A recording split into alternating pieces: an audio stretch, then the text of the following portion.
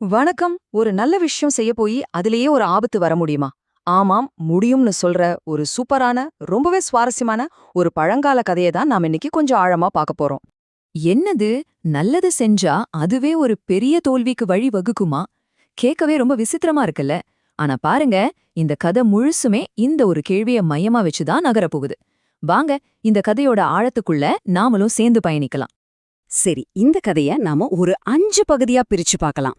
முதல்ல தர்மனுக்குள்ள இருந்த கர்வம், அப்புறம் அவர் போன அந்த பாதாள லோக பயணம், அங்க அவர் பார்த்த அந்த மர்மமான தங்க கிண்ணங்கள், அதுக்கப்புறம் மாவலி மன்னனோட அந்த ஒரு கடுமையான கண்டனம், கடைசியா தர்மனோட கர்வம் எப்படி உடைஞ்சது, இப்படி ஒன்னொன்னா நம்ம பார்க்க போறோம்.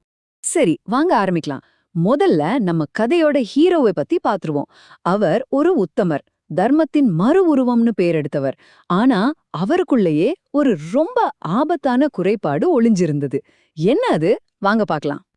உண்மையா சொல்லணும்னா, இந்த கதையோட உண்மையான வில்லன் அது ஒரு மனுஷன் இல்ல, அதுக்கு பேரு கர்வம். கண்ணுக்கு தெரியாம எவ்வளவு பெரிய ஞானியா இருந்தாலும் சரி, நீதிமானா இருந்தாலும் சரி, அவங்களையே புடிச்சு ஆட்டி படைக்கிற ஒரு பயங்கரமான பேய் இது. நம்ம தர்மராஜா இருக்காரு, அவரை தர்மத்தோட வடிவமாவே தான் எல்லாரும் பார்த்தாங்க. தினமும் ஆயிரக்கணக்கான மக்களுக்கு அவர் செஞ்ச தான தர்மங்கள் கொஞ்சம் கொஞ்சமா அவருக்குள்ள ஒரு சின்ன கர்வத்தை விதைக்க ஆரம்பிச்சுது. அப்பா, இந்த உலகத்திலே என்னை மாதிரி ஒரு கொடைவள்ளல் இருக்க முடியுமா அப்படிங்கிற ஒரு எண்ணம் மெதுவா அவருக்குள்ள ஆழமா வேரூன்ற ஆரம்பிச்சுது. ஆனா எல்லாம் தெரிஞ்ச நம்ம கிருஷ்ணருக்கு இது தெரியாம இருக்குமா? தன் நண்பன் தர்மனுக்குள்ள இந்த கர்வம்ங்கிற பேய் வளர்றத அவர் கவனிச்சிட்டாரு. சரி, இதுக்கு ஒரு முடிவு கட்டணும். இதை இப்படியே விட்டா சரி வராதுன்னு அவருக்கு ஒரு பாடம் கத்துக் கொடுக்க முடிவு பண்றாரு. அப்போ தர்மனோட இந்த கர்வத்தை உடைக்கிறதுக்காக கிருஷ்ணர் ஒரு சூப்பரான திட்டம் போடுறாரு. அதுக்காக தர்மனை ஒரு ரொம்பவே வித்தியாசமான ஒரு அசாதாரணமான பயணத்துக்கு கூட்டிட்டு போறாரு. அந்த பயணம் எங்க தெரியுமா? நேரா பாதாள உலகத்துக்கு. அங்க யார ஆட்சி செய்றாங்கன்னு கேட்டா ஆச்சரியப்படுவீங்க. 3 அடி மண் கேட்டதுக்காக தன் தலையையே தானமா கொடுத்தாரு அந்த மாபெரும் கொடைவள்ளல் மாவலி சக்கரவர்த்தி, அவரோட ராஜ்யத்துக்கு தான் போறாங்க. சரி, இப்போ பாதாள உலகத்துக்குள்ள நுழைஞ்சாச்சு. அங்க அவங்க பார்த்த முதல் காட்சியே அது தருமன் தன்னை பத்தி வச்சிருந்த மொத்த எண்ணத்தையும் தலைகீழா புரட்டி போட ஆரம்பிச்சதுன்னு தான் சொல்லணும். ரொம்ப தாகமா இருந்ததால வழியில இருந்த ஒரு சின்ன குடிசை வீட்ல நின்னு தண்ணி கேட்டாங்க. ஆனா அந்த வீட்ல இருந்து வந்த ஒரு பெண் தண்ணி எதுல கொண்டு வந்து கொடுத்தா தெரியுமா? பளபளன்னு மின்னுகிற 2 சுத்தமான தங்க கிண்ணங்கள்ல. இத பார்த்த தர்மனுக்கு ஒரு நிமிஷம் தலையே சுத்திடுச்சு. ஆனா நில்லுங்க, தர்மனுக்கு ஏற்பட்ட அதிர்ச்சி அதோட முடியல. அவங்க தண்ணி குடிச்ச முடிச்சதும் அந்த பெண் விலை மதிக்கவே முடியாத அந்த 2 தங்க கிண்ணங்களையும் நம்ம வீட்ல ஒரு பழைய பேப்பரை தூக்கி எறிகிற மாதிரி அவ்வளவு சர்வசாதாரணமா தூக்கி வீசிட்டான். இத பார்த்த தர்மனுக்கு என்ன சொல்றதுன்னே தெரியல, பேச்சே வரல. யோசிச்சு பாருங்க, யாராவது இப்படி விலை மதிக்க முடியாத தங்கக் கிண்ணங்களை தூக்கி எறிவாங்களா?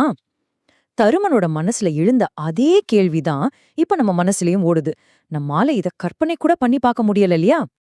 அப்போ அந்த பெண் சொன்ன பதில் தருமனோட உலகத்தையே புரட்டி போட்டுடுச்சு. அவ சொன்னா, ஐயா, இது மாவலி மன்னனோட ராஜ்யம்.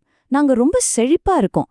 அதனால ஒரு பொருளை ஒரு தடவைக்கு மேல நாங்க பயன்படுத்த மாட்டோம். அது தங்க கிண்ணமாவே இருந்தாலும் சரி.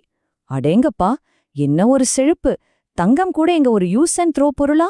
அந்த நொடியில தருமனுக்கு தர்மம், செல்வம் பத்தின எல்லா எண்ணங்களும் உடைய ஆரம்பிச்சது. சரி, இப்பதான் நம்ம கதையோட முக்கியமான கட்டத்துக்கு, அதாவது கிளைமேக்ஸுக்கு வந்திருக்கோம். தருமன் அந்த மாபெரும் மன்னன் மாவலியே நேருக்கு நேரா சந்திக்க போற தருணம் இது. கிருஷ்ணர் வேணும்னே தருமனை மாவலி மன்னர் முன்னாடி புகழ ஆரம்பிக்கிறார். மாவலி மன்னா, இவர்தான் பூலோகத்தோட சக்கரவர்த்தி தர்மன். கொடை விஷயத்துல உங்களுக்கு ஈக்குவலானவர். தினமும் ஆயிரக்கணக்கான பேருக்கு தானம் செய்றாரு அப்படின்னு சொல்றாரு. ஆனா இதுக்கு மாவலி கொடுத்த பதில் தான் அங்கிருந்த எல்லாரையும் ஒரு நிமிஷம் ஸ்தம்பிக்க வச்சது. அவரோட முகம் கோபத்துல சிவந்து போச்சு. கிருஷ்ணா, இந்த பாவிய எதுக்கு இங்க கூட்டிட்டு வந்த? இவன் முகத்துல முழிக்கிறதே மகா பாவம். முதல்ல இவன் இங்கிருந்து கூட்டிட்டு போ அப்படின்னு கர்ஜிக்கிறார். பாவப்பட்ட தர்மனுக்கு என்ன நடக்குதுன்னே புரியல. ஒரு நிமிஷம் பூமி பிளந்து உள்ள போயிட மாட்டோமான்னு ஆயிடுச்சு. அடுத்து மாவலி சொன்ன வார்த்தைகள் தான் இந்த கதையோட மொத்த சாராம்சமே. அவர் விளக்குறாரு, ஒரு ராஜாவுக்கு தானம் செய்யறது பெருமை இல்ல, தான் நாட்டுல ஒருத்தர் கூட கை ஏந்தாத நிலைய உருவாக்குறது தான் அவனோட உண்மையான கடமை. உன் நாட்டுல பிச்சைக்காரங்க இருக்காங்கன்னாலே நீ ஒரு ராஜாவா தோத்துட்டேந்துல அர்த்தம். மாவலியோட இந்த வார்த்தைகள் இடி மாதிரி தர்மன் மேல இறங்குச்சு. சரி, இந்த வார்த்தைகள் அவரை எப்படி மாத்துச்சுன்னு இப்ப நம்ம பார்க்கலாம். இங்க பாருங்க, இந்த ஒப்பீடு எவ்வளவு பவர்ஃபுல்லானதுன்னு. தருமன் நான் ஒரு பெரிய கொடைவழல்னு நினைச்சுக்கிட்டு இருந்தாரு. ஆனா மாவலியோட பார்வையில நீ ஒரு தோல்வி அடைஞ்ச ராஜா. இந்த 2 பார்வைக்கும் நடுவுல இருந்த வித்தியாசம் அது ஒரு இடி மாதிரி தர்மனை தாக்கிச்சு.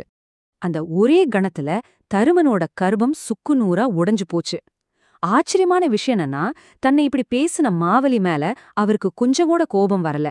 அதுக்கு பதிலா கர்வம்ங்கிற ஒரு பெரிய படுகுழியில விழப்போன தன்னை கை தூக்கி விட்ட ஒரு குருவாதான் அவரை பார்த்தார். அவருக்கு நன்றிதான் சொன்னார். ஆயிரக்கணக்கான பேருக்கு நான் பிச்சை போடுறேன்னு இருந்த அந்த கர்வம், அந்த அகங்காரம் மொத்தமா அழிஞ்சு போச்சு.